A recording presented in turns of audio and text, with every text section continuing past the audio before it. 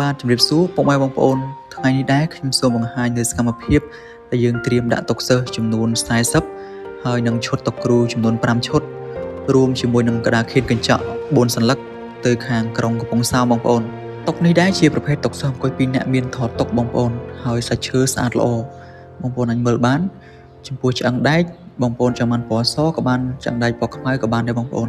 វីដេអូនេះដែរគឺជាសកម្មភាពពីដើមដល់ចប់ចាប់តាំងពីយើងលើកដាក់ឡានរហូតយើងទម្លាក់នៅទីតាំងសាលារៀនបងប្អូននៅខាងក្រុងកំពង់សោមបងប្អូនហើយចំពោះឈុតតុគ្រូមានកៅអី5ហើយនឹងតុ5បងប្អូនតុគឺមានកេ1បងប្អូនស្អាតដូចក្នុងវីដេអូអញ្ចឹងបងប្អូន